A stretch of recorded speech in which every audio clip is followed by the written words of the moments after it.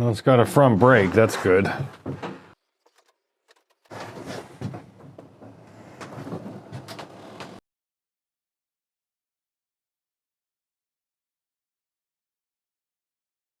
Okay, so longtime viewers of my channel, and I know there's like 3.5 of you, will recognize this as a circus bike. This is the 85 Shadow 1100 with a California Friendship 2 sidecar. I'm going to go ahead and insert some photos or video clips or both of how it looked when it left here, when I delivered it, or was delivered to the owner at that time. I'll also insert the date because I don't really remember what month or year it was. And this is how it looks now. And she is in really bad shape.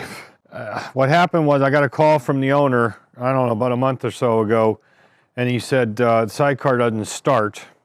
You know, if the dog urinated on it right now, it wouldn't be inappropriate at least. He said it wouldn't start, but it cranks. And I said, okay, well, where is it? Then he told me where it was, and I said, oh, hell, that's way to hell out west. Now, where this thing was located, I'm not going to say the community for privacy reasons, but let's just say right on Sarasota Bay. I mean, right on the water. Manatee County, but right on Sarasota Bay. You know, I should have had him send me photos. Because I'm thinking, okay, well, it's been sitting for a while. He said it had been sitting for 8 months, so I figured that's probably times 2 because the gas in the tank smells terrible. But then when I got over there this morning to pick this up, he had rolled it out and I went, what in the hell? This thing was in super nice shape. It was clean, there was hardly any rust on it. And he explained to me that this thing had been in water from the hurricane. And he goes, well, I didn't even see this yet. And I'm thinking to myself, that's gotta be complete bullshit because he said that he tried to start it and it wouldn't start. So unless he's starting it remotely, I don't know, he had an out-of-body experience or something. He must have seen what it looked like. I think it was stored inside a garage. I'm not 100% sure. He said it definitely got water and there was 6 inches of water in the garage or what have you. And this thing is just full of rust. The sidecar frame down there, there's standing water inside the back of the sidecar, see?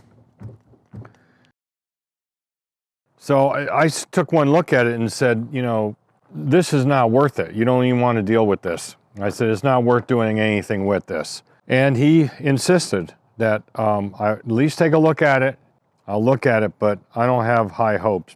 But he said he cranked it and it wouldn't start, which I don't know how accurate that is either because the battery is almost completely flat. It'll power the lights up, but it won't do anything. He said, well, no, the engine's not locked up. I said, okay, we'll see about that. So here, you know, this is one of these things where people let shit sit. They don't pay any attention to it. The freaking thing is completely corroded. The rear final drive's got to be full of water. I mean, I'm assuming it would be. You know, it just frustrates me. I put a ton of time and effort into this. I mean, a ton. Blood, sweat, and tears. And this thing was in such nice shape.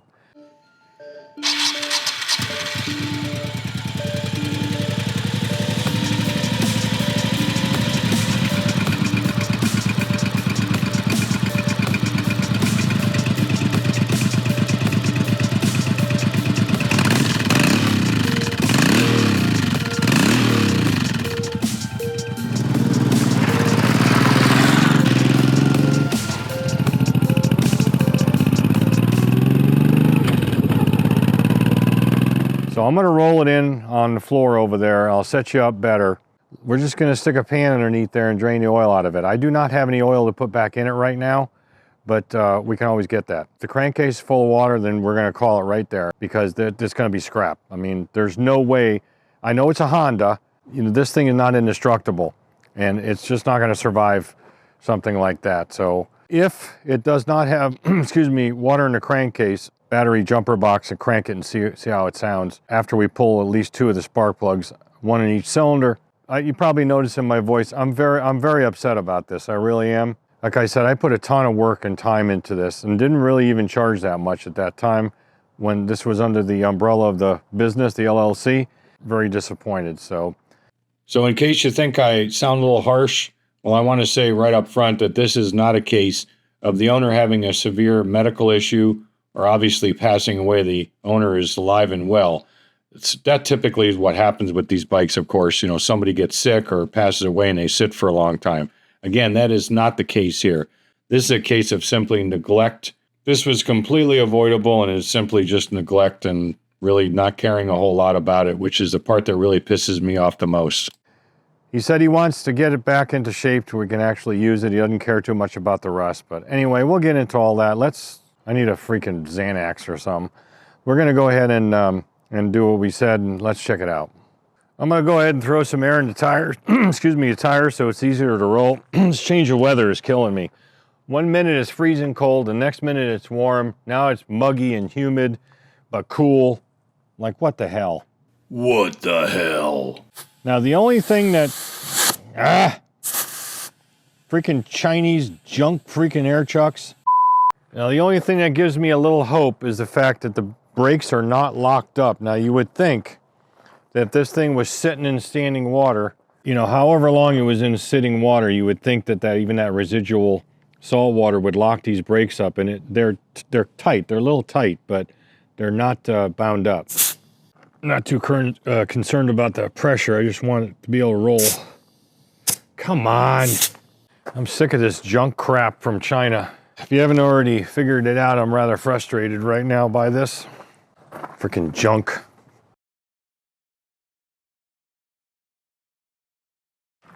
This is really good for my plantar fasciitis. Ow. I checked the dipstick because it doesn't have a sight glass. It actually has a dipstick. The oil looks pretty good in there actually, but there's absolutely no way to tell. Oil is lighter than water, so water would be at the bottom. Well, there's no water. That's a really good sign, and the oil looks pretty damn good. Boy, is this thing rusty. Holy moly. Yeah, no water in that. I didn't drain it all out, probably half. So we'll just top it back off with what I have. I think I got enough to do that. I'll tell you right now, this is encouraging, like I said, but I'll tell you right now, the only way to really do this effectively, I was thinking we'd separate the sidecar from the bike, but I don't know if I want to get into that with all these rusted fasteners. Anyway, let me get some oil back into it off camera, pop a couple plugs, put a jumper pack on and see what it does. All right, took the seat off just to get out of my way. I need to make a decision here because I think I'm going to end up having to do some serious investigation on wiring because of the water. If that's the case, then I'm going to have to separate the sidecar from the bike, put it up on the lift, kind of like I just did with the Magna. I just don't see any other practical way to do this. The lights are dim. Maybe I'm not getting a good contact here. I don't think that's the case. Because I know my battery pack's good. I just charged it. Yeah. I got good. Well, there we go. We just came up on power. I hit the horn and fucking power came up. Pardon my French. All right, now we got a bright light. Maybe there's bad ground. Stand by. Woo, man, that smells bad.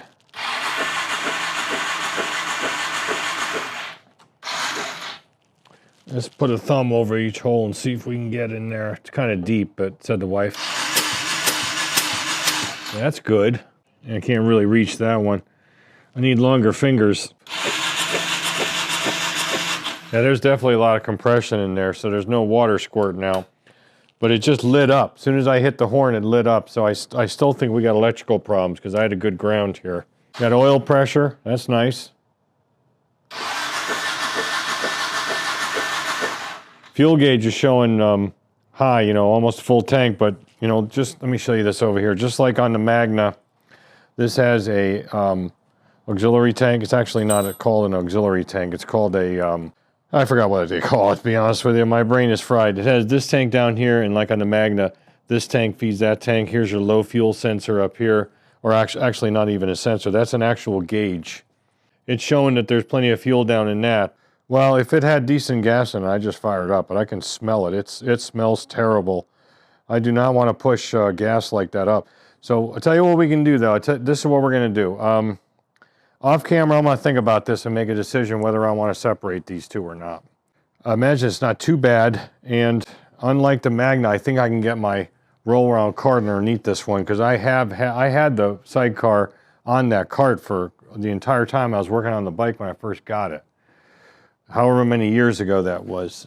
If I can get that underneath there and pick this thing up square, I think I'm just going to separate it. I think with all the rust and everything, we're going to have to really hunt through the wiring and make sure it's all good. That is really just good practice. So yeah, I'm going to go ahead and do that off camera. I'm not even going to show any of that even in time warp or anything. I'm just going to go ahead and separate it if I can, because I got to disconnect the, oh shit, I got to do that brake line that goes from the front brake over to the caliper on the sidecar.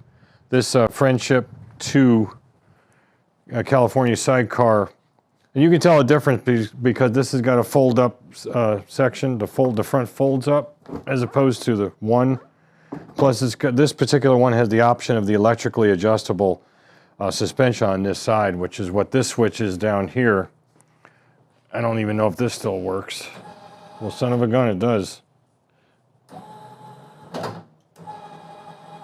Yeah, yeah, because that's hardwired. I have that wired up battery hot with a fuse because, you know, sometimes you just want to feel like a nut and sometimes you don't. I'm going to go ahead and do that. I think that's the safest way to deal with this. We'll stick the sidecar behind the concourse on the lift. The concourse is down right now because I'm sick of these freaking brakes, and I sent the rotors off to True Disc up in Michigan. That's why she looks a little naked down there. And they're done. I just paid him this morning, and he's going to ship them back, and I'm going to try a different combination of brake pads. Perhaps we'll talk about it in another video. It's not for this one. I'm going to do it, and when we come back, hopefully I will be still alive and not have a stroke. Being carted off by EMS, I don't know. I'll try to keep calm. I'm sorry, I feel I sound a little bit out of sorts from my normal videos, but this stuff really pisses me off. I mean, it really does. You know, I busted my ass on this project, and look at it.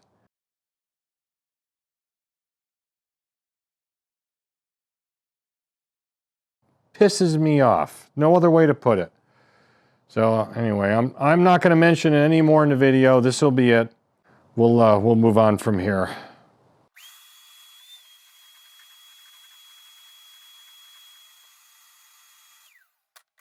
1 minute, 37 seconds later.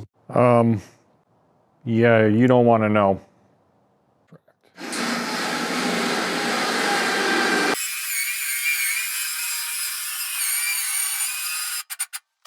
Well, folks, as you can imagine, that was absolutely zero fun getting that sidecar off and then getting the bike up on the lift. The front brakes are grabbing pretty bad or dragging. They need to be gone through. Of course, we knew that. This sidecar is not too terribly heavy, but it's not light either. And I got it pretty well balanced on there, but the problem is my lift table is not low enough to go underneath it when it's on the ground. So that's why we had to put it up on the lift and lean it over and then jack this up, get the table under, balance it right, and then get it off. After that, it wasn't too bad. You know, because it still has a side stand, still has a center stand, so I just used the side stand. Okay, I'm going to go over what I found in a minute. I want to try to fire this up because, as you can see, the tank is off, the main tank is off, which was empty, and has a bunch of rust in it, which I'm not surprised. The sub-tank does have some fuel in it, and it's sort of pumping with the fuel pump. So I've hooked that line back up, that fuel line, and the power to the fuel pump. We're going to go ahead and crank it up and see if we can get it to run. I know the gas isn't good, but what do I got to lose? I'm probably going to have to pull the carbs anyway. Since we know we've got good oil pressure and we know the oil's okay and there's no water in the crankcase, I just want to see what this thing's going to do.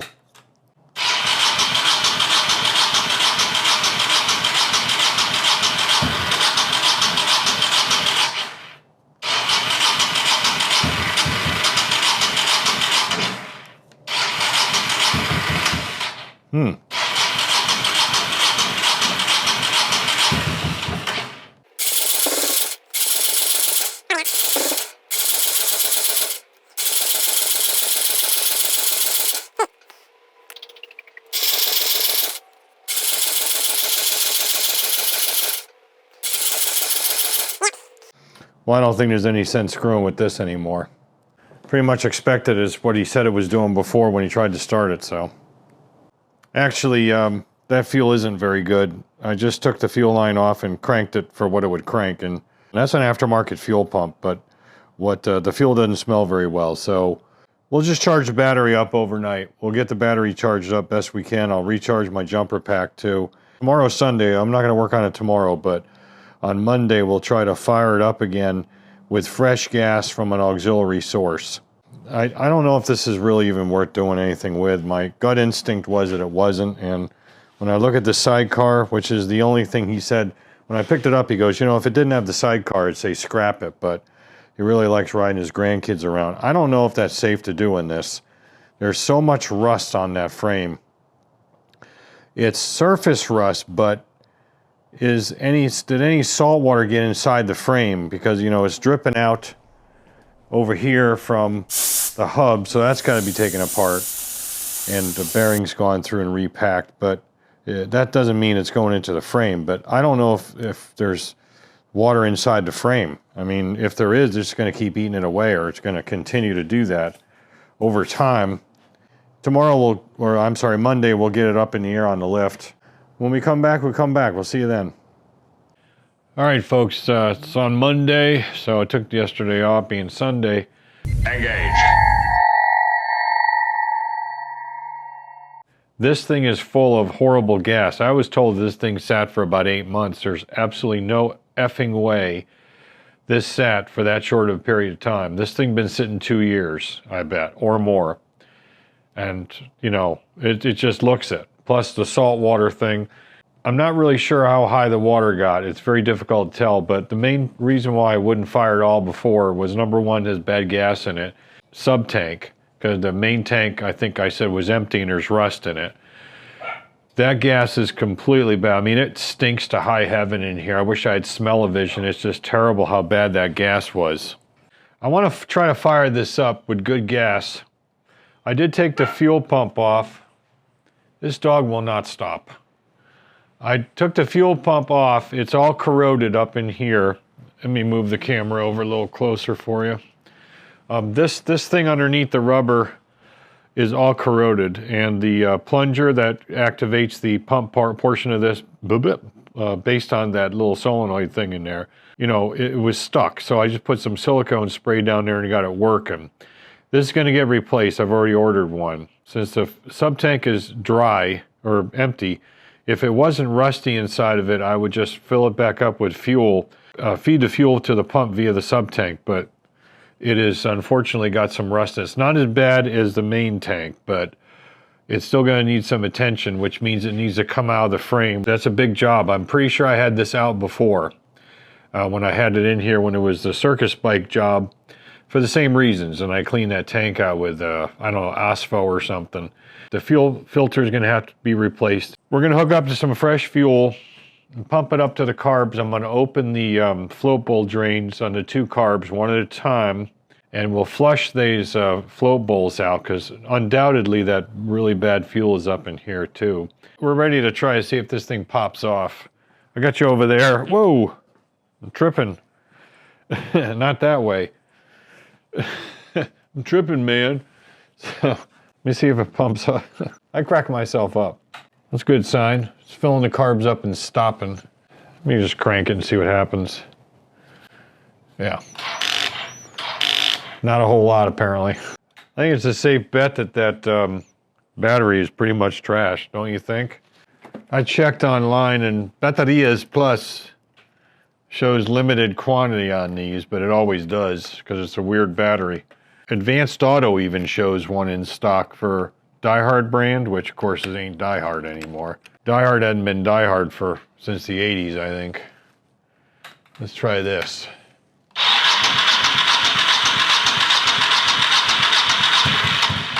That's no enricher or anything. Let's put some enricher on and see what happens.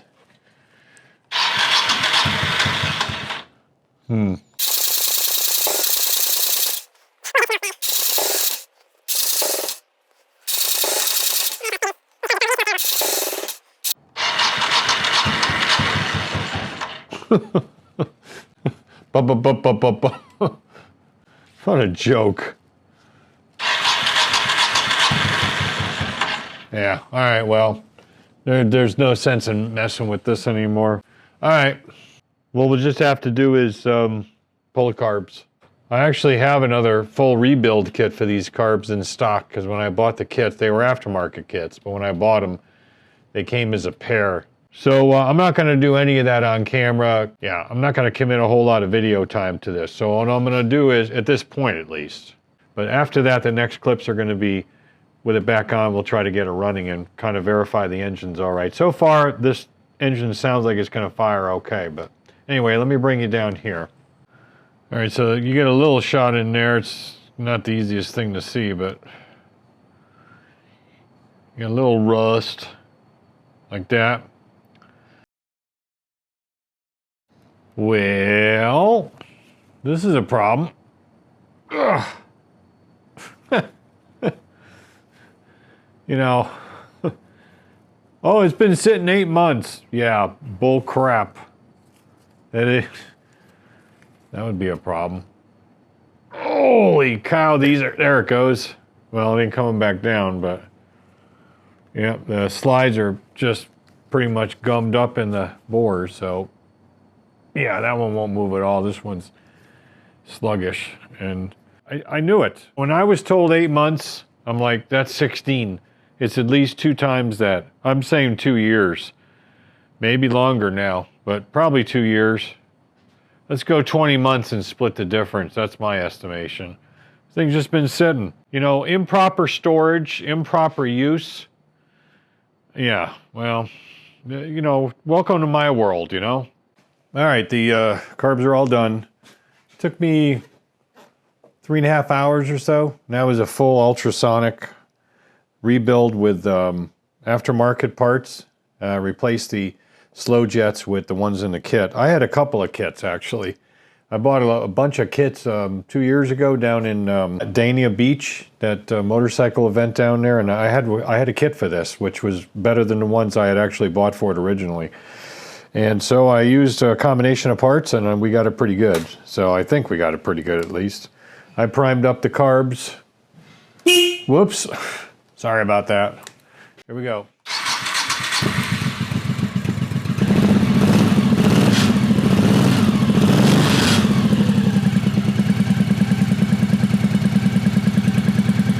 I didn't expect that it wouldn't run. Oil lights off.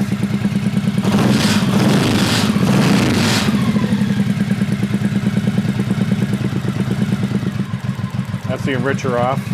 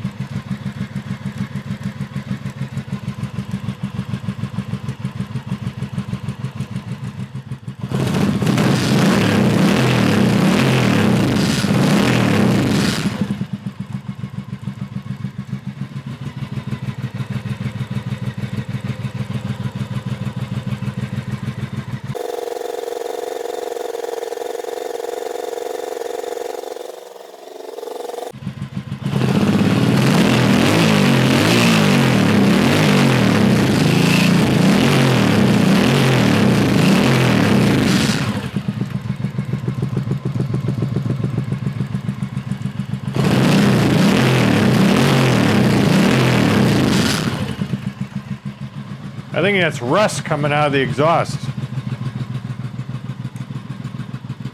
It looks like rust color.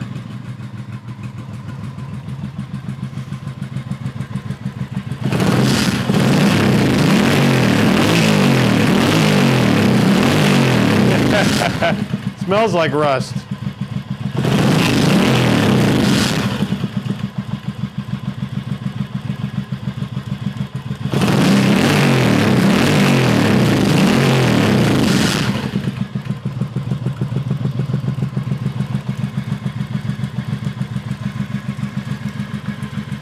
Yeah, it smells like rust. Woo! Never seen that before.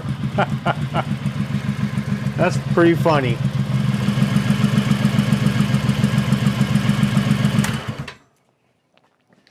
Well, no, that's a new one on me. I ain't never seen rust come out of a exhaust like that, but it makes sense. So my initial impressions after working on this for a while, see, this is all kind of, well, that's not it. That's not the one. This is the one. You see it's all rust color. Well, that's something else, but you see overall it's, I don't know if the camera's getting it, it's kind of pinkish, like rust color, you know, compared to this one. So this, yeah, what happened was I'm convinced that this thing got water up about a foot based upon some of the rust and the levels of the rust. Like this is all rusty back here, this plate, this is kind of a reinforcement plate, something to do with the sidecar because of the mount being here for the rear lower. I'm convinced that this thing was in about a foot of water. And so that made sense to me that there was probably water inside the pipes. Now these things have drain holes in them, they all do. So over time it just drained out, but it rusted the inside of those pipes pretty bad. And you can see, of course, the outside of this one. The other side's even worse. But that's my guess, that we got water inside the pipes, and that's why it's doing that. Whether it clears up or not, I don't know.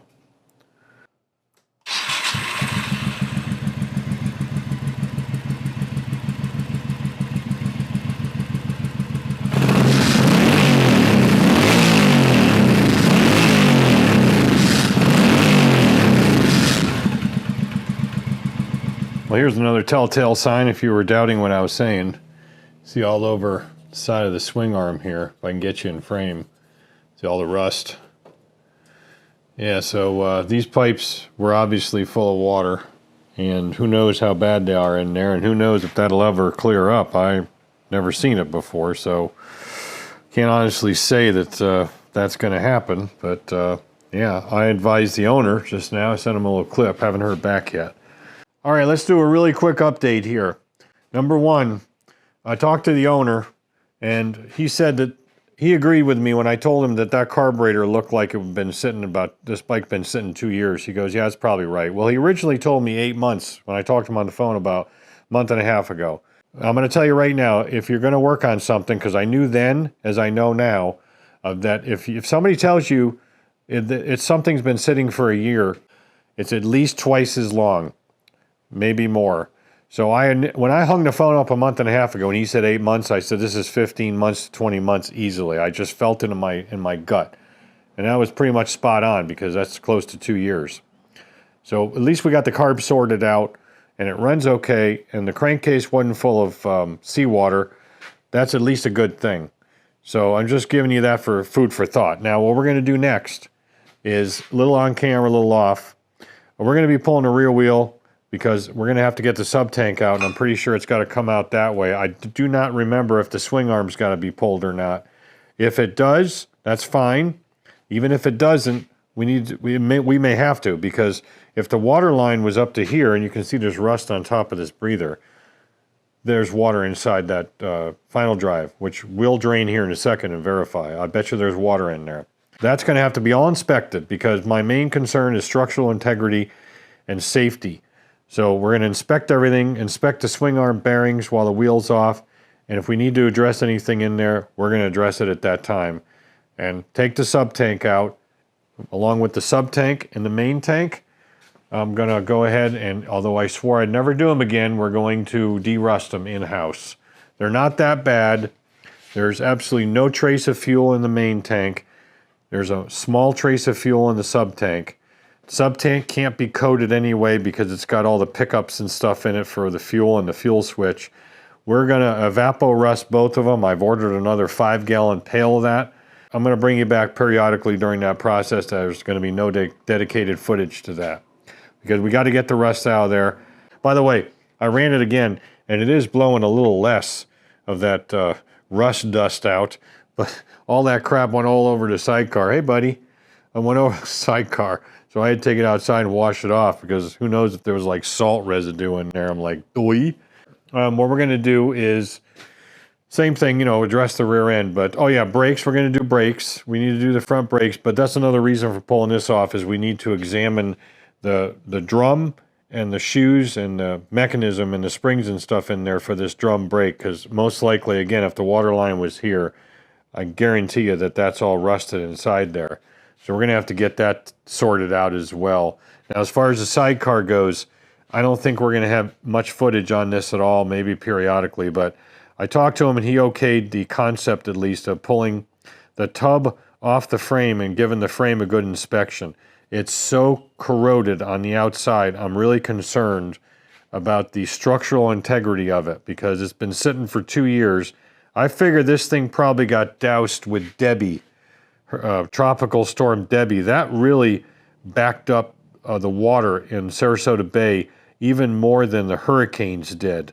And that was, when was that, in July or something? I don't even remember when that was. That was the first storm we got. So this thing been sitting for months. Potentially, you know, water, salt water may have gotten inside that frame, rotted out and got thin spots. I can't freaking see it with this Friendship 2 tub on here. So we're going to pull it right off the frame, get it out of the way. We'll just suspend it from our ceiling hoist there. I've done that before. And then we'll take a really good look at it and make sure that it's sound. If it's sound, then it's going back on because he's going to handle, he said I'll handle all the rust stuff, but I'm like, okay. Well, the thing's off the frame. That'd be the time to take it apart and send it out and have it blasted and throw some paint on it at least. But that's money, and that's not something he wants to do. So I said, okay, I don't care. It doesn't matter to me. I'm going to do what the owner wants me to do, and that's what's going to happen. And we got to sort out the hub, and probably there's no rebuild kits, I don't think, available for these calipers on these California sidecars. So that's the plan. I'm going to get cleaned up. We're done for the day. And then we'll pick it up at another time. I don't know when that'll be. And meanwhile, I'm going to tinker and pick at some stuff. But I will definitely show you the fuel sender and a couple other things as we go. Hey, wait a minute. I forgot. Promised to do that. And so let's take that off. Let's take that plug out. Let's see what comes. See what comes out. If no water comes out of this, well, that's definitely got water in it. Yeah, it's got that. It's got a little milkshake looking to it, like a gray milkshake. So I think it got some water in there, but it ain't pouring out. So that's not terrible. Yeah, that's water. There's some water in there, but I am not surprised. So at least drain it out and flush it a little bit, and then we shall take care of that too. So I wanted to show you that before we close out. All right, folks, before we close this video out, I just wanted to show you this final stuff on the rear end of the bike. Naturally, I have it all taken apart. It looks like a bomb went off, but it's really not that bad. It's more organized chaos. Rear wheels over there. There's your final drive. I'm going to show you some clips of what this looked like, what the final drive looked like in relationship to the swing arm interface right now. And you'll get an idea why I wanted to take this apart. I mean, it's pretty bad. There is some remnants on the propeller shaft here that is symbolic of it, even though I have cleaned it up some. And what I want to do is I'm going to show you the evidence of exactly how high the water level was. And the telltale signs are inside the tube of the swing arm that the propeller shaft goes through to the final drive. Let me get you set up a little better and I'll show you that. We can tell exactly how high the water was. Now, naturally, I don't have any weight on the back of the bike, so this swing arm is not in its normal position. It lives, but it's close. We get an idea of this. If you take a look down the tube, you can see how that water line, that rust line rather, kind of tapers into a point, you know, because the swing arm is at an angle when it's sitting in a normal position, as it normally would in a shaft drive motorcycle or virtually any motorcycle. So there you go. There's your evidence right there. So that's the height of the water line. We're talking a water line that's probably about right there, which would explain why there's water in the pipes and would explain why the main focus of the corrosion is from this point down. This is pure forensic evidence of the fact that it was definitely in salt water up to that high. So there you go.